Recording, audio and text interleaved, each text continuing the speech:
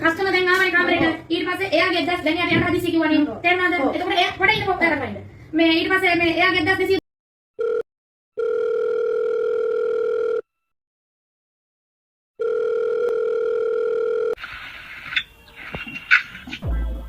कौन मैं तुम्हारा जान कैसा है அஸ்ஸலாமு அலைக்கும் வரஹ்மத்துல்லாஹி வபரகாத்துஹு. அன்பார்ந்த அனைத்து உறவுகளுக்கும் இனிய மதிய வணக்கம்.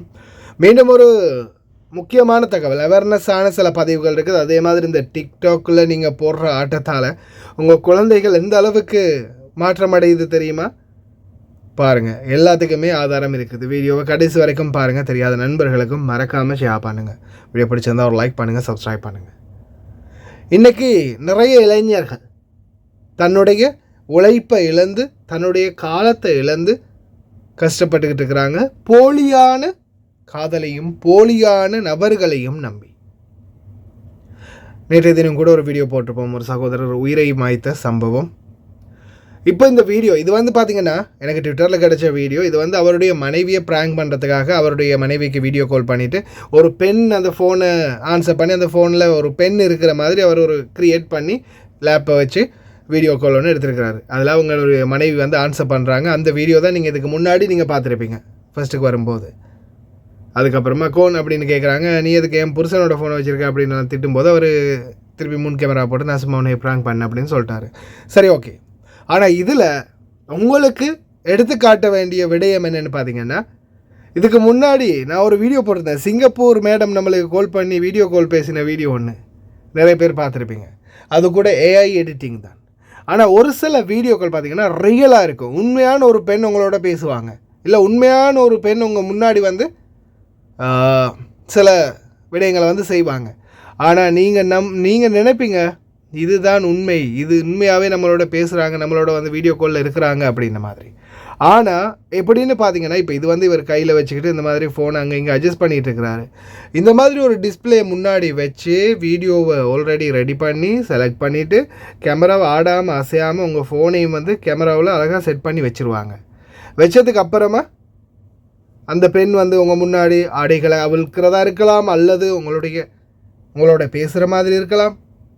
இது எல்லாமே ஒரு வீடியோ மூலம் ப்ளே ஆகக்கூடியது. ஆனால் அதை நம்பி நீங்கள் செய்யக்கூடிய தவறுகள்.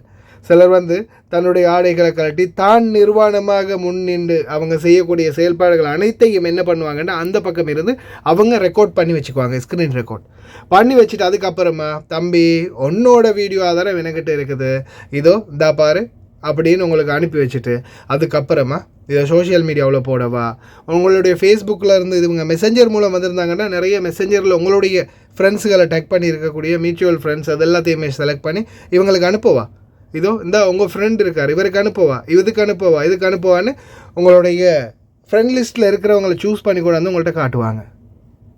என்ன பண்ண முடியும்? ஏதாவது பண்ண முடியுமா? கடைசியில் மானம் போயிரும்ன்ற பயத்தில் இன்னைக்கு வரைக்கும் நிறைய பேர் தான் உழைக்கிறதுல ஒரு பாதி இந்த மாதிரி பிளாக்மெயில் பண்ணுறவங்களுக்கு கொடுத்துக்கிட்டே தான் இருக்கிறாங்க. ஏன் தெரியாத நபர் அறியாத நபர்களை நம்பி ஆடைகளை அவிழ்த்து இன்னைக்கு அசிங்கப்பட்டுக்கிட்டு இருக்கிறாங்க. தயவு செய்து ரொம்ப கவனம், தயவு செய்து இந்த மாதிரி வீடியோ காலில் வாரது, மெசஞ்சர்களில், ஃபேஸ்புக்கில், வாட்ஸ்அப்பில் சில குரூப்புகளில் வர காதல்களையும் காம ஆசைகளை நம்பி ஏமாந்துடாதீங்க. அதுக்கப்புறம் மானம் போயிடும், பார்த்துக்கோங்க. அவ்வளவுதான் சொல்ல முடியும். வெளிநாடு வந்த பெண்கள் டிக்டாக்கில் ஆட்டம் போடுறாங்க, பாட்டு பாடுறாங்க, கூத்தடிக்கிறாங்க அப்படின்றதையும் தாண்டி நம் நாட்டிலே தற்போது இந்த டிக்டாக் மூலம் மிகவும் கேவலமாக செயல்படக்கூடிய எத்தனையோ பெண்கள் இப்போ உருவெடுத்து வராங்க. பாருங்கள், அந்த பக்கம் கட்டிலில் ஒரு குழந்தை தூங்குது, அவங்களுடைய குழந்தையாக இருக்கலாம், குழந்தை தூங்குது.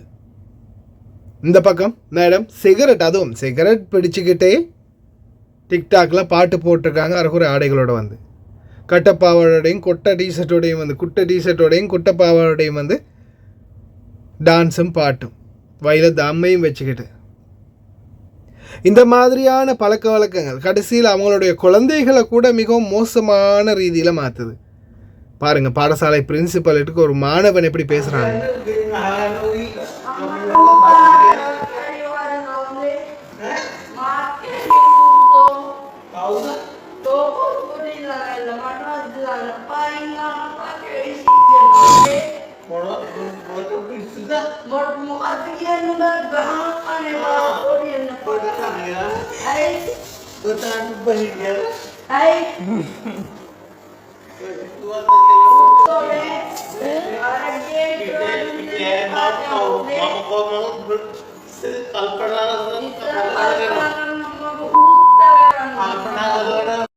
கலாச்சாரம் பழக்க வழக்கம் எந்த அளவுக்கு மாறி போகுது, அதுக்கு காரணம் என்ன? சாதாரணமாக ஒரு குழந்தை அது பருவமடைந்து அது வயது வந்து அது திருமணமாகி அது போகிற வரைக்கும் தாய் தந்தை சுற்றுச்சூழல் இருக்கக்கூடிய இடம் பழகக்கூடிய பழக்கம் பழகக்கூடிய நண்பர்கள் எல்லாமே சேர்ந்து தான் அவங்களுடைய குணங்களை மாற்றும். அதே போல் தான் இப்போ அந்த மாணவன் அதிபருக்கு எவ்வளோ பச்சையாக பேசுகிறான். சிங்கள மொழி தெரிஞ்சவங்களுக்கு தெரிஞ்சிருக்கும். ரொம்ப கேவலமாக பேசுகிறான். எந்த அளவுக்கு சமுதாயம் மாறி போயிருக்குது. இதோ இப்போ ஒரு வீடியோ ஒன்று போட்டிருக்கிறாங்க.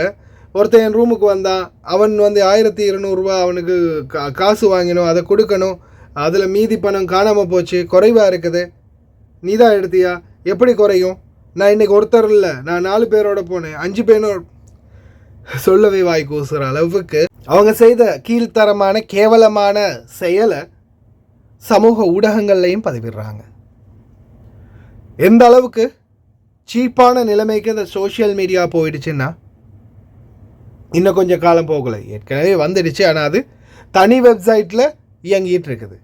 இன்னும் கொஞ்சம் காலம் வரும்போது அனைத்து சோஷியல் மீடியாக்கள்லையும் சாதாரணமான முறையில், அதாவது யாராக இருந்தாலும் நேற்று பிறந்த குழந்தை கூட ஃபோன் எடுத்து வச்சு இந்த கேவலமான செயல்பாடுகள், ஒரு தனி அறையில் நடக்கக்கூடிய விடயங்களை, ஒரு ஆண் பெண்ணுக்கு இடையில் நடக்கக்கூடிய விடயங்களை உலகமே பார்க்கக்கூடிய அளவுக்கு சமுதாய சீர்கேடு சமூக வலைத்தளத்தில் மாறிக்கிட்டு வருது. சாதாரணமாக இந்த வீடியோ பார்க்குற நிறைய பேருக்கு தெரிஞ்சிருக்கும், ஒரு காலத்தில் இந்த குடும்ப வாழ்க்கை கண்ணியம் கட்டுப்பாடு சாதாரணமாக 90s முதல் அப்படின்னு சொல்லலாம். 80s 90s காலகட்டத்தில் கூட சாதாரணமாக அந்த உறவு முறைகள் வந்து ஒரு ஜெனுவினாக இருந்துச்சு. ஏன்னா பெரிய அளவு கம்யூனிகேட் இல்லை, கான்டாக்ட்ஸ் இல்லை. ஆனால் இன்றைக்கி சமூக ஊடகங்கள் சமூக வலைத்தளங்கள் வந்த பிறகு அப்படியோ லைஃபே மாறி போயிடுச்சு இல்லையா? கணவன் மனைவி குழந்தை தாய் தந்தை இவங்களுக்குள்ளே இருந்த உறவு, சகோதர சகோதரிகள் உற்றார் உறவினர்களுக்கு இடையில் இருந்த அந்த உறவுகள்லாம் மொத்தமாகவே பலவடைந்து போய்து. ஒரு ஃபோனை போட்டாச்சு பேசியாச்சு, அவ்வளோதான். இல்லையா ஒரு வீடியோ காலை போட்டாச்சு பேசியாச்சு, அவ்வளோதான். நிலைமைகள் வந்து ரொம்ப கைமீறி போயிடுச்சு. ஏன்னா அந்த அளவுக்கு வளர்ச்சி நவீனத்துடைய. ஆனால் இந்த நவீன வளர்ச்சியால் மிகப்பெரிய பேரிழப்பை சந்திக்குது சமுதாயம். ஆனால் நிறைய பேருக்கு அது தெரிகிறதில்ல. ஏன் இன்றைக்கி பாருங்கள், சாதாரணமாக ஒரு 10 வயசு 7 8 வயசு 5 வயசு குழந்தைகளுக்கு கூட சில விடயங்கள் வந்து தெரியுது. அதே போல் இன்றைக்கி சின்ன சின்ன குழந்தைகளை கூட கற்பழிக்கக்கூடிய நிலைமைக்கு சமுதாயம் உருவாகி இருக்குது. ஏன் சில சீர்கேடுகளால், சிலர் செய்யக்கூடிய தவறுகள், சிலர் போடக்கூடிய வீடியோ, சிலர் செய்கிற செயல்பாடுகளால் மொத்த சமுதாயமுமே தலைகீழாக மாறி இருக்குது. நேற்றைய தினம் கூட நான் ஒரு வீடியோ போட்டிருப்பேன். கத்திரகம்ம போயிட்டு வந்த இளைஞர்கள் 2 பேர் ஒரு சிறுமியை வந்து கடைக்கு போயிட்டு இருந்த சிறுமியை பாலியல் துஷ்பிரயோகம் பண்ணுறதுக்கு முயற்சி செஞ்சுருக்கிறாங்க. அதே மாதிரி இன்றைக்கி வெளிநாட்டில் வாழ்கிற எல்லா தாய் தந்தையர்களுடைய வீட்டிலையுமே ஒரு டச் ஃபோன் இருக்குது, ஒரு ஆண்ட்ராய்டு ஃபோன், ஆப்பிள் ஃபோன் இருக்குது. எல்லா சமூக வலைத்தளங்களும் எல்லா விதமான சோஷியல் ஆக்டிவிட்டீஸும் அதில் இருக்கும். நல்லது வரும், கெட்டது வரும். இப்போ நீங்கள் இந்த டிக்டாக் எடுத்துக்கொள்ளலாம், ஃபேஸ்புக் எடுத்துக்கொள்ளலாம். ஏன் நாங்கள் எத்தனை வீடியோக்கள் ஃபேஸ்புக் டிக்டாக் மூலம் கொண்டு வந்து காட்டுறோம். அப்போ இது எல்லாமே அவங்களும் பார்ப்பாங்க தானே. இந்த மாதிரியான சில விடயங்களால் தான் நம்மளுடைய குழந்தைகள் முதல் கொண்டு பருவமடைகிறதுக்கு முன்னாடியே பல கெட்ட செயல்பாடுகள் மற்றும் சில விடயங்களில் சம்மந்தப்படுறாங்க. அதால் வெளிநாடுகளில் வாழக்கூடிய தாய் தந்தையர்கள் குழந்தைகளுடைய ஃபோனை அடிக்கடி வாட்ஸ்அப்பில் டைரெக்டாக லிங்க் பண்ணி டிஸ்பிளேயை காட்ட சொல்லி பேச முடியும். நான் ஆல்ரெடியே வீடியோ போட்டிருக்கிறேன். அப்படி சரி கொஞ்சம் ஃபோனெல்லாம் செக் பண்ணுங்கள். கவனமாக பார்த்துக்கோங்க உங்களுடைய குழந்தைகளை.